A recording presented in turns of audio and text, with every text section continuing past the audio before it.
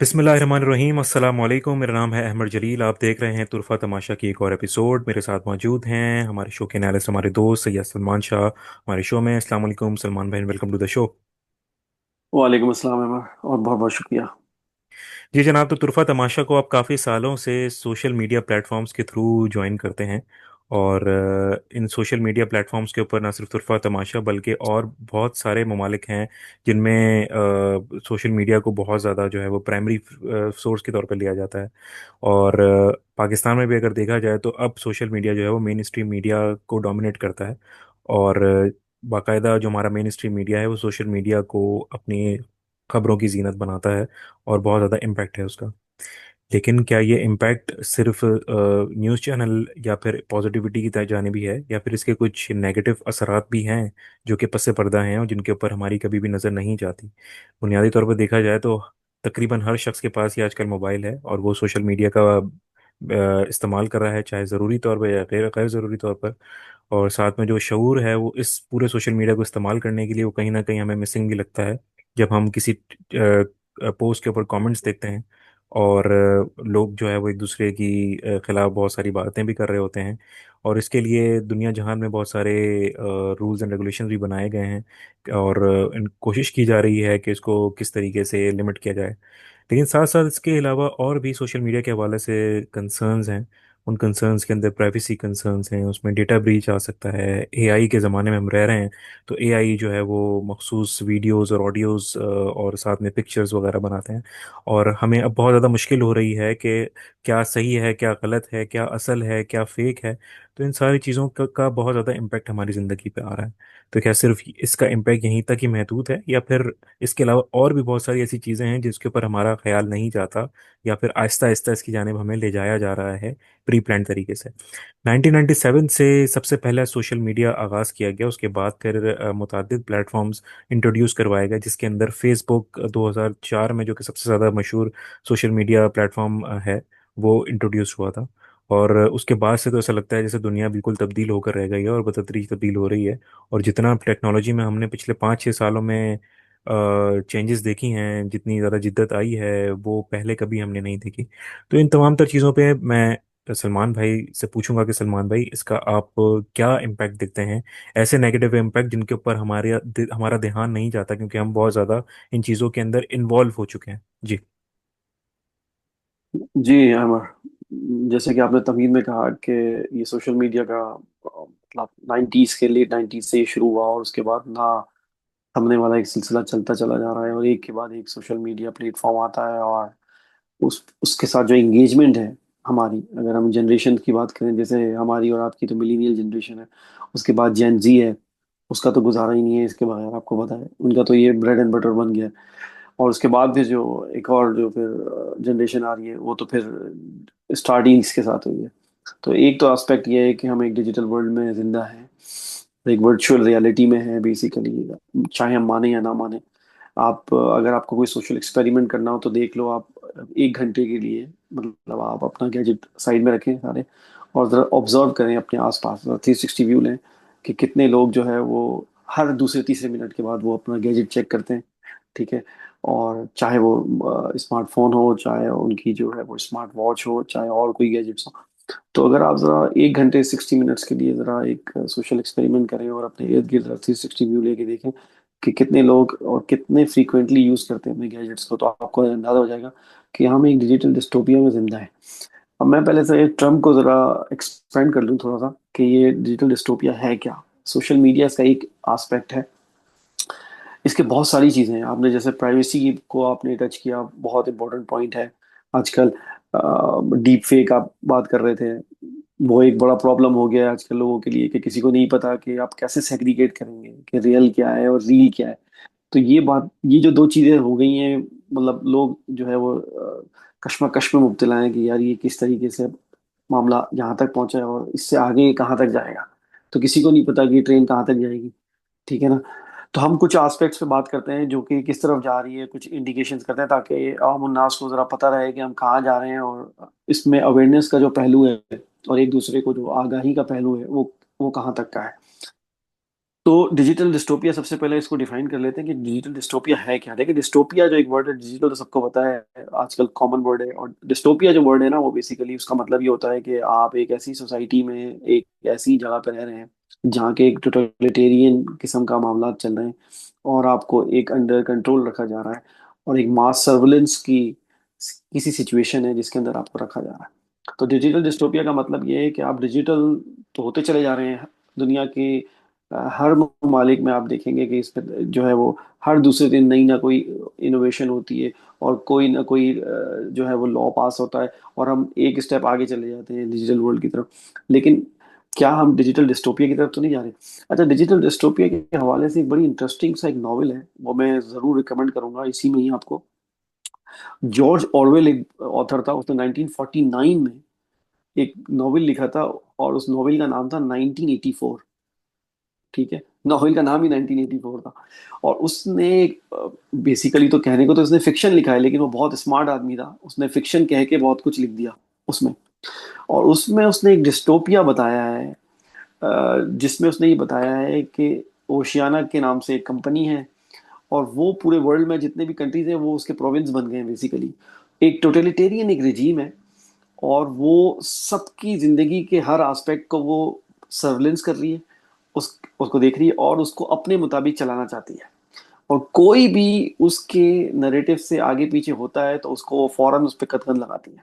तो ये पूरा थीम है उसकी। और मैं जरूर रिकमेंड करूंगा, हर दूसरा तीसरा बड़ा आदमी आजकल, अगर आप देखें, साइंटिस्ट से लेके पॉलिटिशियन से लेके इकोनॉमी से लेके, जॉर्ज ऑरवेल को कोट करते हुए नजर आएंगे आपको आजकल। और उसके लिए टर्म यूज होती है ऑरवेलियन।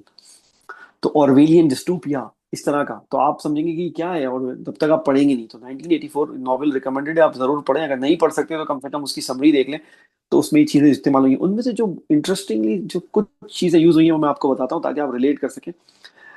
एक आपने फ्रेज सुना होगा, बिग ब्रदर। ठीक है, बिग ब्रदर एक अमेरिकन रियलिटी शो शुरू हुआ था, ठीक है, लेट 90s में और अर्ली 2000 में। और वो क्या था, उसकी मॉडर्न फॉर्म आजकल आपको बिग बॉस की शक्ल में इंडिया में नजर आती है। अच्छा, उसका कॉन्सेप्ट क्या है कि सबको हर वक्त जो है वो सर्विलेंस के अंडर में रखा जा रहा है, उनकी एक एक हरकत और सकनात को नोट किया जा रहा है, और कोई भी बिग बॉस से आगे नहीं जा सकता, यानी उनके कहने के मुताबिक आपको जिंदगी गुजारनी है। ऐसा ही है कि नहीं है? I am not a big fan of बिल्कुल बिग ऐसे ही। Boss, I am not a big fan of Big Boss और बिग ब्रदर, लेकिन मैं डायरेक्टली आपको कनेक्ट कर रहा हूँ डॉट। ऑरवेलियन यानी जॉर्ज ऑरवेल की नॉवेल में उसने पहली दफा ये टर्म यूज करी है, बिग ब्रदर। उसकी बेसिस पे अमेरिका में वो रियलिटी शो बना पहले अर्ली 2000 में, लेट 90s अर्ली 2000। और और हमारे सब कॉन्टिनेंट पे तो हमारे माशाल्लाह कॉपी कैट्स हैं। तो बहुत लोगों को पता ही नहीं है कि वो बिग बॉस बन गया, और हमें तो ये बस पता है कि बिग बॉस है, लेकिन लोगों को पता ही नहीं कि पीछे कहाँ तक कहाँ से आ रहा है, और उसका असल वजह क्या थी। तो जॉर्ज ऑरवेल इतना स्मार्ट आदमी था, उसने उसी वक्त आपको इंडिकेट कर दिया था कि आप जा रहे हो आगे डिजिटल डिस्टोपिया की तरफ। 1949 का नॉवेल है, लुक एट दैट। अल्लाह ताला किसी को दे दे नजर तो फिर वो दूर तक देख लेता है। और कितने स्मार्टली उसने फिक्शन बना के उसको रख दिया, और उसने बोला बीवेयर, ध्यान रखना ये कंपनी आएगी। और उसने बताया कि जो जो कंट्रीज है ये आगे जाके प्रोविंसेस बन जाएंगे, एक गवर्नमेंट के, एक वर्ल्ड गवर्नमेंट के छोटे प्रोविंसेस बन जाएंगे, इनको आप नेशन स्टेट्स बोलते हो। अहमद, मुझे बताओ कि क्या ये नहीं हो रहा आजकल? बिल्कुल ऐसे ही है, उसी तरफ ही जा रहे हैं। उसी तरफ ही आप जा रहे हैं। अब आगे बढ़ते हैं, लेकिन ये होगा कैसे? डिजिटल डिस्टोपिया में हम जाएंगे कैसे, और हमारे रोजमर्रा के मामला चलेंगे कैसे? ये सवाल है हमारे ऑडियंस का, जो कि मैं पहले से अनसॉलिसिटेड तौर पे पेश कर रहा हूँ। वो ये है कि भाई जाएंगे कैसे? आपको, जब आपको क्रिप्टो करेंसी इंट्रोड्यूस कराई थी ना, तो आपको ये बोल के कराई गई थी कि ये डेमोक्रेटाइजेशन ऑफ करेंसी है। यानी बाकी तो करेंसी के जो नोट्स हैं वो सेंट्रल बैंक इशू करता है, गवर्नमेंट इशू करती है। लेकिन ये हम क्या कर रहे हैं क्रिप्टो करेंसी के केस में, आप और मैं ब्लॉकचेन टेक्नोलॉजी को इस्तेमाल करके, ठीक है, और जो शेयर्ड लेजर है, मतलब किसी किसी का उस पर असर रसूख नहीं है, वो एक शेयर्ड लेजर है, और वो डेमोक्रेटाइजेशन ऑफ करेंसी है। यानी वो माइन किया जाएगा क्रिप्टो को, और वो फिर हम शेयर कर लेंगे। तो वो कोई सेंट्रल अथॉरिटी उसको रूल नहीं कर रही, यही बोल के आपको बेचा गया था ना मंजन क्रिप्टो करेंसी का। नाउ मैं अब आपको बता रहा हूं कि अगला जो फेज है उसमें डिजिटल आईडी जो है उसको इंट्रोड्यूस कराया जा रहा है मॉडर्न वर्ल्ड में। ये आपको पता है, डिजिटल आईडी, सबके आगे प्रीफिक्स लगा हुआ है डिजिटल, डिजिटल आईडी। अब डिजिटल आईडी क्या है? आपको कोई पासपोर्ट वासपोर्ट रखने की तो कोई जरूरत पड़ेगी नहीं। आपका फेशियल रिकग्निशन, रेटिना, इससे गेम चलेगा। और मतलब यही आपकी आईडी होगी, और इसके पीछे जो डेटाबेस होगा उसमें आपके मेडिकल रिकॉर्ड्स, आपकी हर चीज उसके अंदर, एजुकेशन से लेके एक बार एक्सपीरियंस, एवरीथिंग उसमें आ जाएगी। और आपको कन्वीनियंस को आगे रख के बेचा जाएगा इसको कि यार देखो कितना कन्वीनियंट है, आपको कुछ कैरी नहीं करना पड़ेगा, बस जाओ जाके खड़े हो जाओ और हो गया काम। फिंगरप्रिंट्स लगाओ, सामने जाके फेशियल एक्सप्रेशन दो और जाओ आगे। ठीक है। हमेशा आपको कन्वीनियंस के नाम पे, आसानी के नाम पे चीजें बेची जाती हैं और हम खरीद लेते हैं हर दफा। आइंस्टाइन ने कहा था ना कि ह्यूमन स्टुपिडिटी की कोई लिमिट नहीं है, हर दफा हमें बेची जाती है और हम खरीद लेते हैं। ठीक है। डिजिटल आईडी के के खिलाफ कल लंदन में मुजाहरा हुआ है। उससे पहले जो कैपिटल्स हैं दुनिया के, यूरोपियन, और वहां पर मुजाहरे हो रहे हैं कि इसको हम मतलब जाहिर सी बात है रेजिस्टेंस भी आएगी, लेकिन रेजिस्टेंस आती है लेकिन उसको ओवरकम करके हमें भेज दिया जाता है। तो डिजिटल आईडी इसका फर्स्ट एक्सपेक्ट है। दूसरा मैं आपको बताता हूँ, जो क्रिप्टो करेंसी का मैंने बताया आपको, लाया गया था ये बोल के कि ये डिसेंट्रलाइज्ड है, ये सेंट्रलाइज नहीं है, ये डिसेंट्रलाइज्ड है। लेकिन अब क्या हो रहा है, अब central bank digital currency introduce होने जा रही है, यानी हर कंट्री अपनी डिजिटल करेंसी इंट्रोड्यूस करेगा। तो जिस जिस बात को कह के लाया गया था इसको, उसके बिल्कुल बरक्स अब इसको दोबारा से सेंट्रलाइज किया जा रहा है। और मैं आपको इसका अगला स्टेप बताता हूँ। सीबीडीसी जो है, सेंट्रल बैंक डिजिटल करेंसी, उसके बाद क्या होगा कि यानी सबको डिजिटल कर देंगे, यानी आपके जो रुपये है या डॉलर है या धर्म है सब डिजिटल हो जाएगा, युआन। उसके बाद आप जॉर्ज ऑरवेलियन का नॉवेल जरूर पढ़ें, उसके मुताबिक क्या होगा, वन वर्ल्ड गवर्नमेंट की वन डिजिटल करेंसी आएगी। यानी पहले इसको कंसोलिडेट किया जाएगा। देखो अभी ये बिखरा हुआ है, 1000 1500 कॉइन हो चुके हैं क्रिप्टो, तुम्हें पता है ना, फला इथेरियम ये वो बिटकॉइन इसको लीड कर रहा है, लेकिन उसको अब कंसोलिडेट किया जा रहा है। कैसे? एक कंट्री का एक कॉइन। आ गए भाई, बिल्कुल टू ऐसे ही। हंड्रेड प्लस कंट्रीज हैं आपके पास, 200 कंट्रीज के कॉइन आ गए, कंसोलिडेट हो गया। अब उसके बाद क्या होगा मेरे भाई, उसके बाद ये बनेगा एक कॉइन। आ गए आप, पैरामिड स्कीम पे आ गए आप, नीचे से आए, फिर कम किया, फिर इधर आ गए। आप डिजिटल डिस्टोपिया में अब इस तरफ जा रहे हैं। अच्छा, इसमें होगा क्या, बढ़िया सिग्निफिकेंट पॉइंट आपने बोला है, प्राइवेसी। प्राइवेसी कोई भी नहीं होगी मेरे भाई, there will be no privacy. और वर्ल्ड इकोनॉमिक फोरम में जो कार्ल श्वाब था उसने पहले ही बोल दिया था कि you will own nothing but you will be happy. तुम ओन भी नहीं करोगे कुछ चीज, कोई रियल एस्टेट, कोई कोई वेल्थ, कुछ भी ओन नहीं करोगे, यू विल बी हैप्पी। एक ऐसा वर्ल्ड जिसमें प्राइवेसी नहीं है, ऑनरशिप नहीं है, पर यू विल बी हैप्पी। अच्छा, एआई भी आपने इंट्रोड्यूस करा दी, बड़ा जबरदस्त आपने एक जो है ना रेसिपी बना दी है। एआई आपने इंट्रोड्यूस कराई। एआई ने क्या करना है, एआई ने जॉब को वाइप आउट कर जाना है, आपको पता है कि वाइप आउट करते चले जा रही है, करते चले जा रही है। उसके बाद क्या होगा, सब घर बैठ जाएंगे। जब सब घर बैठ जाएंगे तो इन्होंने पहले से आपको बता दिया, स्वीडन और स्कॉटलैंड में इन्होंने चेक कर लिया पहले, यूनिवर्सल बेसिक इनकम, यानी घर बैठे पैसे दो लोगों को। और किस नाम पे बेचेंगे यार, अपना पैशन परसू करो Ahmed. You hate your job, या आई हेट माई जॉब। तो आपका क्या पैशन है अहमद? यार मेरा पैशन है घूमना। परसू करो यार, universal basic income is the way out. How about that? कैसा जबरदस्त कन्वीनियंट लग रहा है ना? लेकिन प्राइवेसी कोई नहीं होगी। और अगर आप उनकी लाइन टो नहीं करेंगे तो आपको, आपका जो क्रेडिट स्कोर होता है, जैसे अभी बैंक्स में क्रेडिट स्कोर होता है, वैसे आपको सोशल स्कोर बना देंगे। यानी जैसे ड्राइविंग में ब्लैक पॉइंट मिलते हैं, आपने उनकी लाइन टो नहीं करी, अपना नरेटिव उनके अगेंस्ट किया, आपको सोशली रिप्रिमेंड जिसे कहते हैं, आपको कर दिया जाएगा। ये है डिजिटल डिस्टोपिया जिसकी तरफ हम जा रहे हैं। जॉर्ज ऑरवेल जिसकी प्रिडिक्शन कर चुका है 1949 में अपने मशहूर जमाना नॉवेल 1984 के नाम से। इस तरफ हम आगे आगे की तरफ जा रहे हैं। अच्छा, अच्छा, स्टेप बाय स्टेप डिसेप्शन है। सतोशी नाकामोतो जिसने बिटकॉइन को, मतलब जिसका इन्वेंटर कहलाता है, वो बंदा कहाँ है? वेयर अबाउट्स कहाँ है उसके, कहाँ है वो? आपको नहीं मिलेगा बंदा वो। एग्जैक्टली, कभी भी नहीं वो देखा होगा। नहीं, वो किसी को आपको पता है वो एग्जिस्ट भी करता है या नहीं? किसी को भी नहीं पता, लेकिन किसी ने पूछा भी नहीं। दुनिया की सबसे बड़ी क्रिप्टो करेंसी जिसके पीछे पूरी दुनिया पागल हुई हुई है, उसका जो इन्वेंटर है वो मिसिंग है भाई।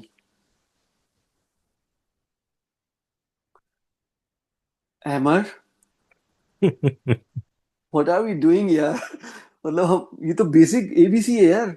मतलब वो बंदा गायब है, और एक और मजे की बात बताऊं, उसके खाते में, उसके वॉलेट में, डिजिटल वॉलेट में, डिजिटल वॉलेट प्रीफिक्स है डिजिटल, डिजिटल वॉलेट में 1.1 मिलियन बिटकॉइन पड़ा हुआ है जो वो यूज नहीं करता।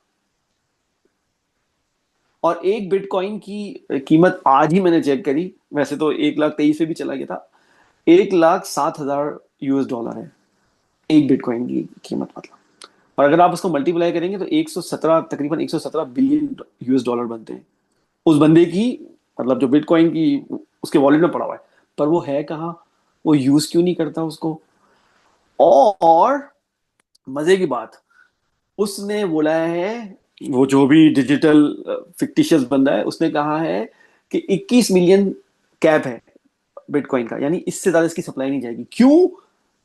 उसने कहा कि जैसे जो प्रेशियस मेटल है, गोल्ड सिल्वर, उसकी भी तो सप्लाई लिमिटेड है।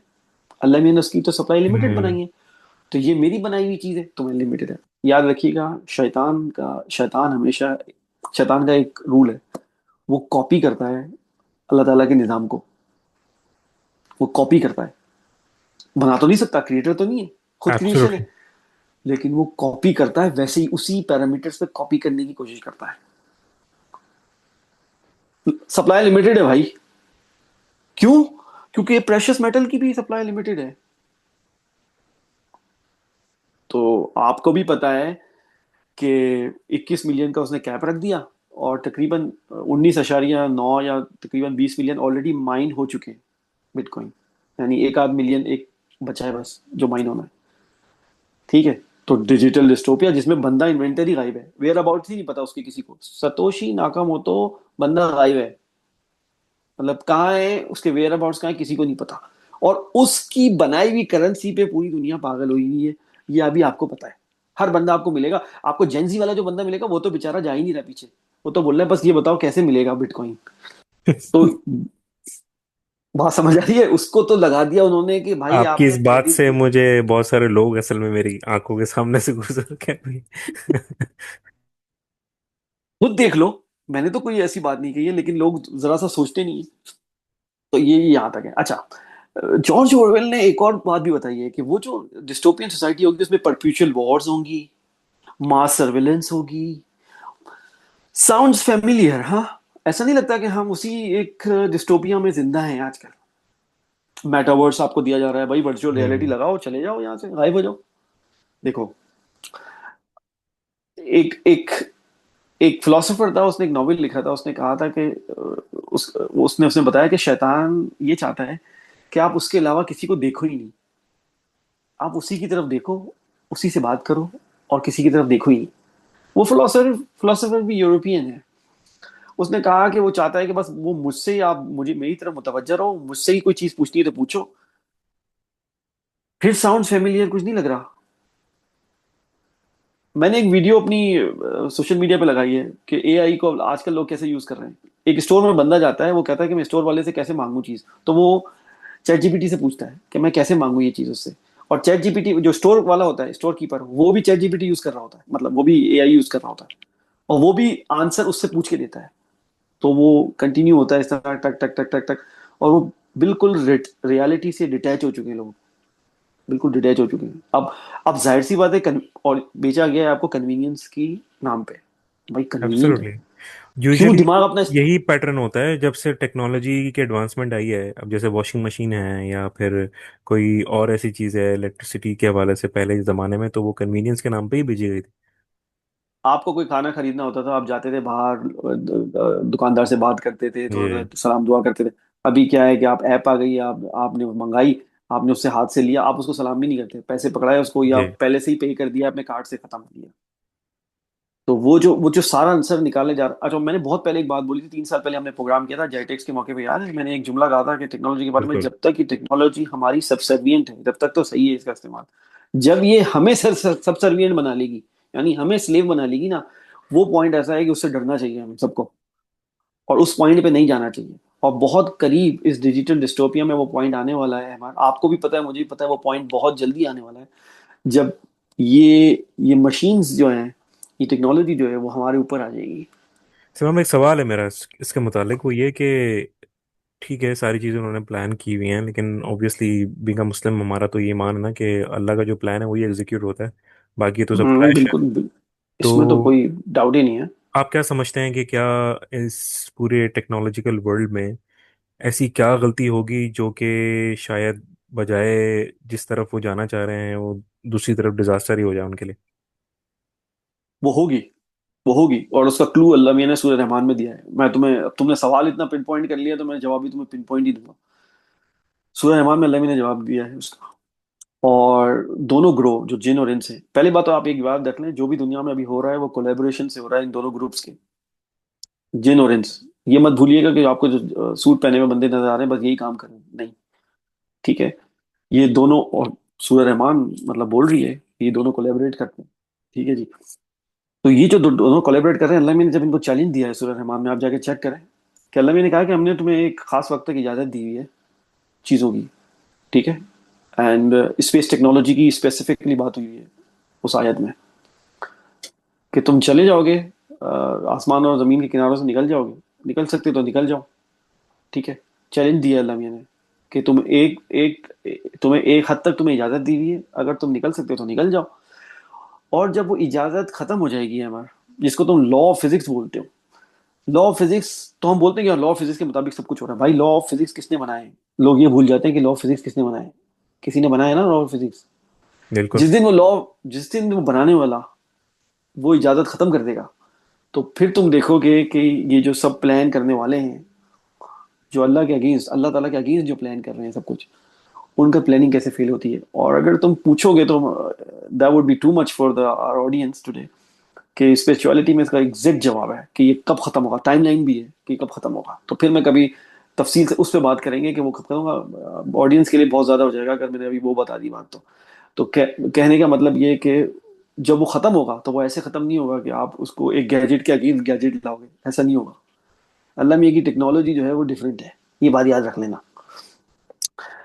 शैतान का जो दारोमदार है वो मटेरियल पे है कि नहीं है? बिल्कुल ऐसे। और अल्लाह ताला के जो अल्लाह ताला जिन चीजों से काम लेता है वो आपको बनाया है ऐसे तकवीम, यू एंड आई। आपके और मेरे अंदर जो सिस्टम रखा हुआ है वो फार मोर सुपीरियर है उस चीज से। मैं हमेशा बोलता हूँ ये बात, फार मोर सुपीरियर रखा हुआ है। लेकिन कोविड के जमाने में उन्होंने आपको ये बताना जरूर कर दिया था कि आप नामुकम्मल हो, आपकी इम्यूनिटी भी नामुकम्मल है, आपको एक्सटर्नल एड की जरूरत है। और आपको ये फिर बेचा गया ये बात इस मामले में, आपको बेवकूफ बना के कि आप वीक हो, आपकी इम्यूनिटी भी पूरी, और फिर आपको वो इंजेक्शन ठोके गए जो नहीं ठोकने चाहिए थे। जो बाद में आज जैसे मागा मूवमेंट चल रही है, मेक अमेरिका ग्रेट अगेन, तो इसी तरीके से मेक अमेरिका हेल्दियर अगेन के नाम से जो बंदा है ना, कैनेडी, जो जूनियर कैनेडी है, वो क्या बोल रहा है कि ये नहीं लगने चाहिए थे। कल उस वो बोल रहा था कि इनफर्टिलिटी जो है यूएस में वो रिकॉर्ड हाई हो चुकी है, रिकॉर्ड हाई हो चुकी है infertility. I am not saying it, मैं तुम्हें पहले दिन से एक बात बता रहा हूं कि देयर इज समथिंग रॉन्ग। ठीक है। और वही वही सोचने का अमल है जिसपे हमें गौर फिक्र करना है कि किस तरफ ट्रेजेक्टरी जा रही है। डिजिटल डिस्टोपिया, एआई, ये सब एक दूसरे से सब कुछ कनेक्टेड है मेरे भाई, ऐसे। और आई मीन जो स्क्रिप्चर पढ़ने वाले हैं उसको पता है कि ये दो ग्रुप हैं जो कोलैबोरेट करके चल रहे हैं, एक है सीन और एक है अनसीन। और उनके बगैर, उनकी कोलैबोरेशन के, आर्थर सी क्लॉर्क को आप पढ़ें आप, आर्थर सी क्लॉर्क जो बेहतरीन, जो उसको टेक्नोलॉजी का बाबा बाबा कहते हैं, वो उसकी क्या है, उसकी पर्सनल डायरी में क्या लिखा हुआ था, क्या बातें लिखी हुई थी, उसको कौन आता था बताता था, ये उसको कौन विस्पर करता था, ये सब कुछ चीजें। भाई मैं बता रहा हूँ ना आपको, मैं तफरीह नहीं कर रहा, आई am not making it up. आप जाओ जाके देखो, खुद रिसर्च करो कौन है बिल्कुल ऐसे। वो, कौन सही। था बंदा। वो नॉन सैटेनिस्ट था, नॉन सैटेनिस्ट था वो। और ह्यूमन बींग्स को डिमीन करवाना, बार बार आपको क्यों बताया जाता है एआई के रेफरेंस में, आप नामुकम्मल हो, आपकी जहानत कम है, आपको मशीन से तो आप compete कर ही नहीं सकते। ये आपको कौन, क्यों, कौन बता रहा है आपको ये बार बार? ये आपको कौन डिमीन कर रहा है बार बार? और आपको डिमीन नहीं कर रहा, you are a project of someone. जब वो आपको कोई डिमीन करता है, बेसिक भाई, एक प्रोडक्ट को बंदा बोल रहा है ये खराब है, खराब है, खराब है, खराब है, इसका मतलब क्या है? वो बंदा वो प्रोडक्ट को बनाने वाले को बोल रहा है इनडायरेक्टली। आप समझ क्यों नहीं रहे बात? आपको क्लियर थोड़ी बहुत बताएंगे।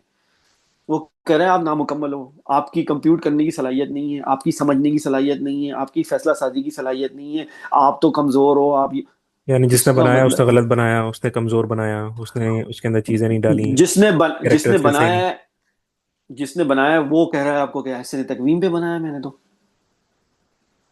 और वो अहमर उसी की किस, नफी कर रहे हैं। उसी की नफी कर रहे हैं, लेकिन अवाम उन्नास लाशऊरी तौर पर किसकी बात मान रही है? देख लो तुम।